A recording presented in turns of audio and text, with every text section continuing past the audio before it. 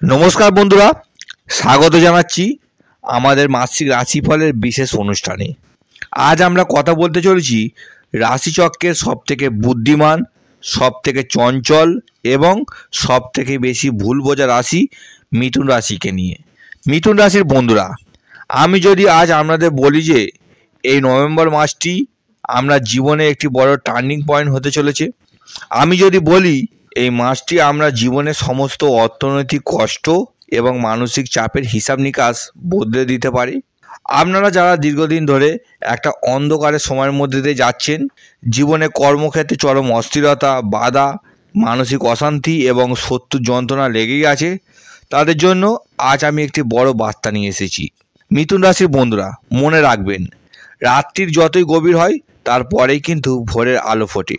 এই নভেম্বর মাসটি আমরা জীবনের সেই গভীর রাত্রি থেকে ভোরের আলোতে আসার মাস। আমি আজকের আপনাদের এমন চারটি বড় ঘটনার কথা বলবো, এমন চারটি ভবিষ্যৎবাণী করব যা এই নভেম্বর মাসে আমরা জীবনে ঘটবেই, 100% গ্যারান্টি। আপনারা কি দীর্ঘদিন ধরে শত্রুর যন্ত্রণায় ভুগছেন? কর্মক্ষেত্রে বা ব্যক্তিগত জীবনে এমন লোক আছে যারা আপনার পেছনে ষড়যন্ত্র করে, আপনার সম্মানহানি করার চেষ্টা করে, আপনার বুদ্ধিকে চ্যালেঞ্জ করে। তাহলে কান খুলে শুনে নিন, এই নভেম্বর মাসেই আপনার শত্রুর মুখ বন্ধ হবেই। হ্যাঁ, আপনি ঠিকই শুনেছেন। হ্যাঁ, আপনি ঠিকই শুনেছেন।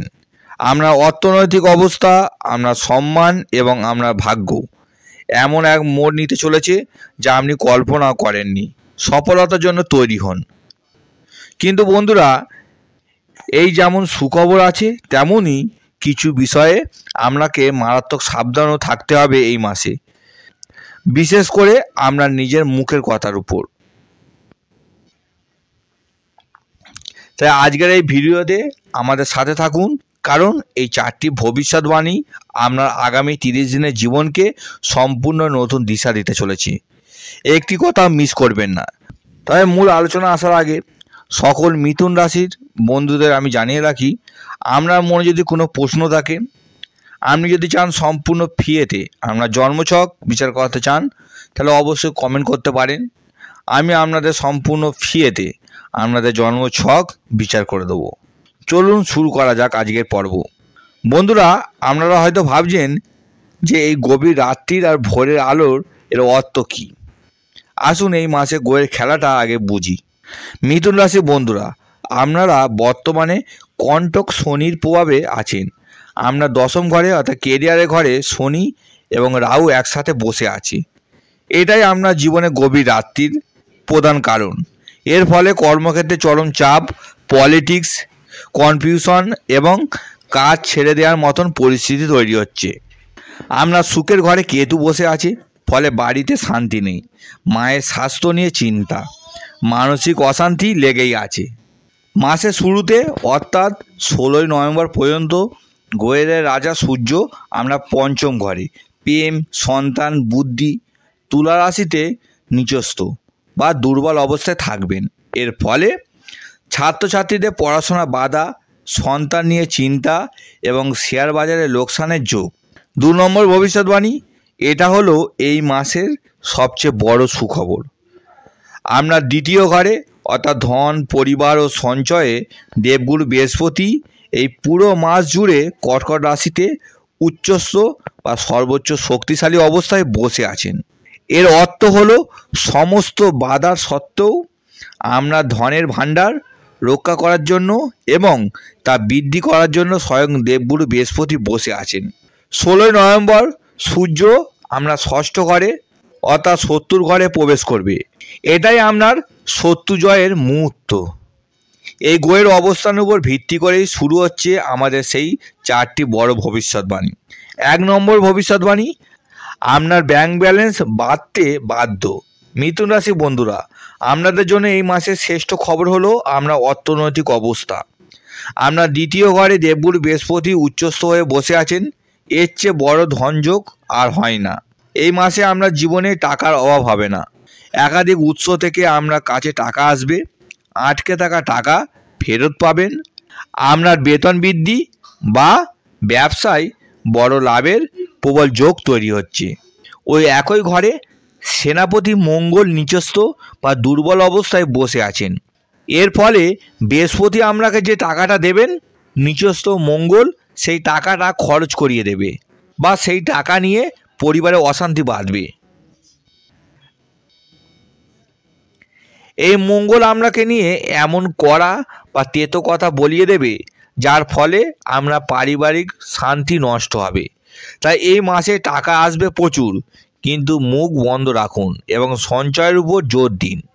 দ্বিতীয় ভবিষ্যৎবাণী অর্থাৎ 2 নম্বর, আমি প্রথমেই যে কথাটি বলেছিলাম তা হলো এই মাসের সবথেকে বড় ঘটনা।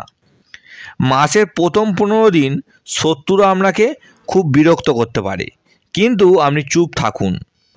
আসল খেলা শুরু হবে 16ই নভেম্বরের পর। গ্রহেদের রাজা সূর্য আপনার ষষ্ঠ ঘরে অর্থাৎ শত্রু, রোগ ও ঋণের ঘরে প্রবেশ করবে। ষষ্ঠ ঘরে সূর্য দিকবলি হয়ে শত্রুদের পুড়িয়ে ছাই করে দেবে। কর্মক্ষেত্রে যারা আমরা বিরুদ্ধে ষড়যন্ত্র করছিল তারাই সবাই পরাজিত হবে। আমরা বিরুদ্ধে করা সমস্ত মিথ্যা অভিযোগ ভুল প্রমাণিত হবে। যদি কোনো কোর্ট কেস বা আইনি ঝামেলায় ফেঁসে থাকেন, তবে এই সময়ে তার রায় আপনার পক্ষে আসবে। তাই আমি বলছি, শত্রুর মুখ বন্ধ হবেই। সফলতার জন্য তৈরি হন। 3 নম্বর ভবিষ্যৎবাণী, কর্মক্ষেত্রে চরম চাপ এবং বড় পরিবর্তন। বন্ধুরা, এই মাসটি আমরা জীবনে টার্নিং পয়েন্ট কেন? এর কারণ আমরা দশম ঘর অর্থাৎ কেরিয়ারের ঘরে শনি কর্মফল এবং রাহু ধোঁয়া বা কনফিউশন একসাথে বসে আছি। এই মাসে কর্মক্ষেত্রে আপনার উপর কাজের চাপ মারাত্মকভাবে বাড়বে। পলিটিক্স, কনফিউশন এবং হঠাৎ করে কাজ পরিবর্তন করার ইচ্ছা আপনার মধ্যে প্রবল হবে। কিন্তু মনে রাখবেন, শনি এখানে সস নামক মহাপুরুষ যোগ তৈরি করছেন। এর মানে হলো আপনি যদি এই চাপটা সহ্য করে নিতে পারেন, যদি আপনি সৎভাবে নিজের পরিশ্রমটা করে যান, তবে এই রাহু এবং শনি মিলেই আপনাকে এমন এক উচ্চতায় পৌঁছে দেবে যা আপনি কল্পনাও করেননি। এই মাসেই আমরা কেরিয়ারে এক নতুন মন নেবে। চতুর্থ ভবিষ্যৎবাণী, ব্যক্তিগত জীবন নিয়ে সাবধান। বন্ধুরা, এই মাসে যেমন টাকা এবং শত্রু জয়ের যোগ আছে, তেমনই ব্যক্তিগত জীবনেও বিপদও আছে। আমরা পঞ্চম ঘরে সূর্য নিচস্থ থাকায় ছাত্রছাত্রীদের পড়াশোনায় মারাত্মক বাধা। সন্তানকে নিয়ে বড় কোনো চিন্তা বা সন্তানের সাথে মতভেদ হতে পারে। যারা শেয়ার বাজারে বিনিয়োগ করেন তাদের এই সময়ে বড় লোকসানের মুখে পড়তে পারেন। আমরা সুখের ঘরে কেতু বসে আছে, এর ফলে এই মাসে আমরা বাড়িতে মন টিকবে না। মায়ের স্বাস্থ্যের অবনতি হতে পারে বা পারিবারিক শান্তি বিঘ্নিত হতে পারে। আপনি হয়তো বাড়ি থেকে দূরে যাওয়ার কথা ভাববেন। মিথুন রাশির বন্ধুরা, আপনারা হলেন বুধ গ্রহের জাতক। বুদ্ধি আপনাদের প্রধান অস্ত্র। এই নভেম্বর মাস আপনাদের সেই বুদ্ধির পরীক্ষা নিতে আসছে। মনে রাখবেন, রাত্রি যতই গভীর হয় তারপরে কিন্তু ভোরের আলো ফোটে। আপনার কেরিয়ারে গভীর রাত্রি চলছে ঠিকই, কিন্তু আপনার অর্থনৈতিক জীবনে ভোরের আলো স্বয়ং দেবগুরু বৃহস্পতি নিয়ে এসেছে। ভয় পাবেন না, শুধু নিজের কথার উপর নিয়ন্ত্রণ রাখুন আর কেরিয়ারে এই চাপটা সহ্য করে নিন। কারণ এই মাসটি আমরা জীবনের টার্নিং পয়েন্ট হতে চলেছি। সফলতা আপনার জন্য অপেক্ষা করছে। ভিডিওটি ভালো লাগলে অবশ্যই লাইক করুন। আপনার পরিচিত সমস্ত মিথুন রাশি বন্ধুদের সাথে শেয়ার করুন। আপনার মাস কেমন কাটলো তা আমাকে কমেন্ট করে জানাতে ভুলবেন না। সবাই খুব ভালো থাকবেন, সুস্থ থাকবেন। ঈশ্বর আপনাকে মঙ্গল করুক। নমস্কার।